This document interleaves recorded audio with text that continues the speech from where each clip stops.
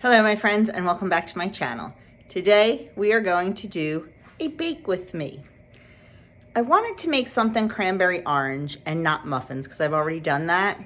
I thought about scones. Then I thought about maybe like a tea cookie or a tea biscuit. Something not quite a cookie, not quite a scone, not quite a muffin. So I started messing around and I'm pretty happy with the results. So I thought I would share them with you. Would I do a few things different? Absolutely, and we'll talk about that at the end of the video. But for now, come along and bake some cranberry orange tea biscuits with me. We need a half a cup of chopped cranberries, some orange, an egg, 2 tablespoons of Greek yogurt, 1.5 tablespoons of softened butter, a 1/3 cup of sugar replacement, a tablespoon of applesauce, a cup of flour, and 1.5 teaspoons of baking powder. In a medium bowl, we're going to whisk together the Greek yogurt, the monk fruit, the egg,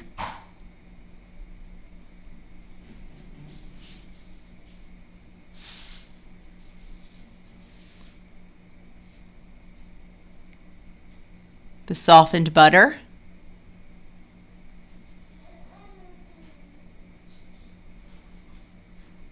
the applesauce,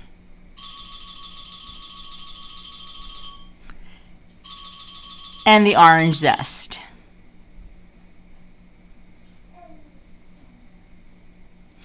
It's better if you have one large navel orange.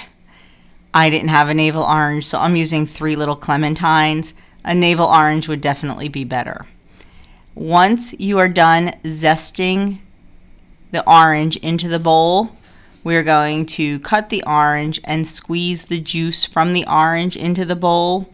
But I want you to reserve 1 to 2 teaspoons of the juice. We will be using that for the glaze.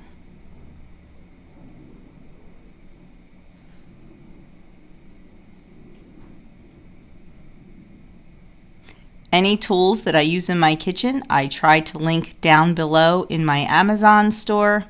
This is one of my favorite kitchen tools. It is the Xylus Zester.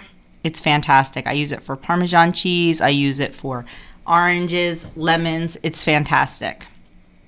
Definitely a great kitchen investment.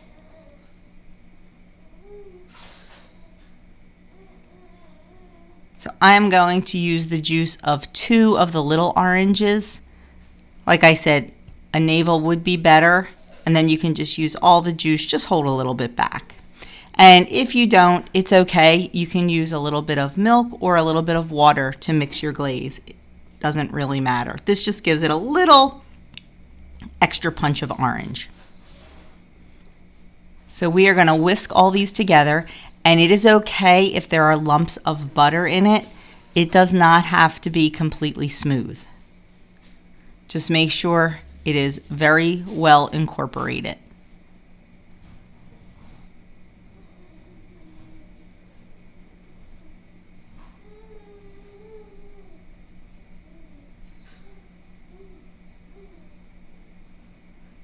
Once that is mixed, we're going to add our 1 cup of flour and our 1.5 teaspoons of baking powder.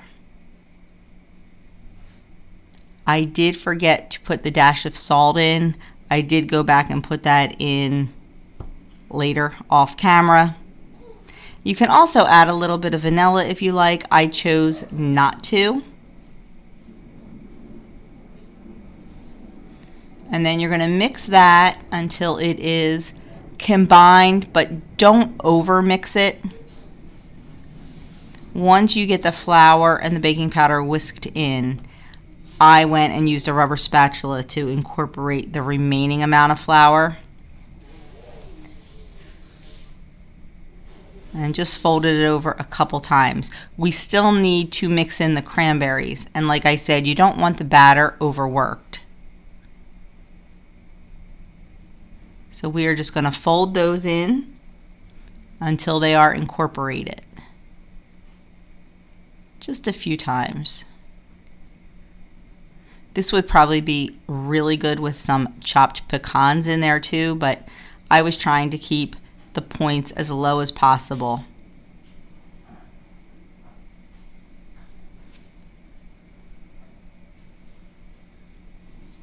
Once your cranberries are incorporated, we're going to take our baking sheet that has parchment on it and a large scoop, and we're going to scoop out 9 tea biscuits. I will tell you, I put them way too close together. I did not think they were going to spread as much as they did, and they kind of came out in a big conglomeration, but they did break apart easily. So I would definitely utilize the entire sheet and spread them out a lot more than I did.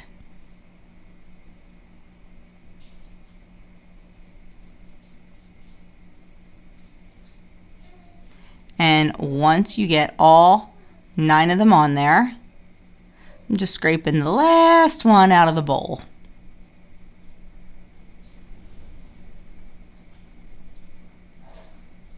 You can put them in the oven at 350 degrees for 20 to 25 minutes. I checked mine at 20 and decided to let them go another 5. And they were absolutely perfect in my oven at 25 minutes. Here they are out of the oven. You can see the edges are a little bit rough where they stuck together, but not too bad. And it's exactly what I envisioned, kind of like a tea biscuit, tea cookie type treat. So now the only thing we have left to do is put a little glaze on them. Once the tea biscuits are cool, we're going to glaze them. I have 2 tablespoons of powdered sugar in a bowl, and I'm just using a little bit of the reserved orange juice to make a glaze. Now I started drizzling and trying to drizzle it and drip it on. You'll see me pull out the pastry brush at the end. So much easier. Oh, there's one that Doug was sampling when it came out of the oven. So I did get 9 out of it. One just got partially eaten before I had a chance to film and glaze them. So here's where I'm kind of drizzling. It was a little bit thick. You will see me pull out the pastry brush. That worked much, much better. You don't get those pretty little lines of a glaze, which I wasn't getting them here anyway, but the entire top was covered with the glaze, and I think that makes for a much nicer bite when you have the cookie, the glaze, and everything all together. So just a quick brush of the glaze around the top, and I was able to scoop out all the glaze that was left behind in the bowl and add a little bit more to it. And I think they came out pretty okay. Like I said, definitely spread them apart a little bit so they don't stick together, but they are delicious, and that's all that matters. We can always work on the presentation at a later time. So friends, there you have it. They're delicious. They taste very good. I'd like them just a little bit more orangey, and I think maybe if I used like a navel orange instead of the clementines, maybe they would have been a little more orangey.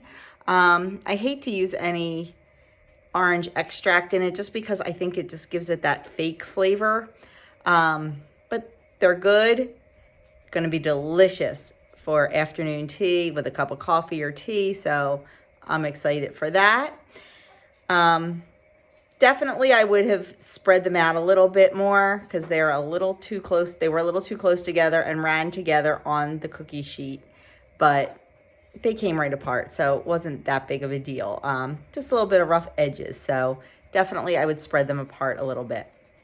As for points, with personal points, for me, they are 2 points each if you use the monk fruit powdered sugar for the glaze. If you choose to use real powdered sugar for the glaze, they're 3 points. So you have your choice there, whatever you want to do. Sometimes I think the monk fruit gives it that little cooling effect, but with 2 tablespoons, that's not too much, so it might not be too bad, and it's going to save a whole point. Like I said, it's personal points, but as long as you have fruits and veggies as 0, your cranberries aren't going to count.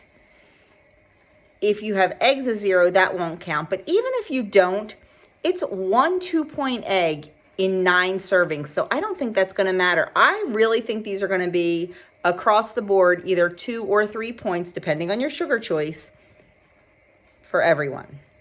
So give them a try. Let me know what you think. And like I said, they're a really interesting little mix between the cookie, the muffin, the scone, and I really like them. So they'll definitely be made again for an afternoon snack in our house.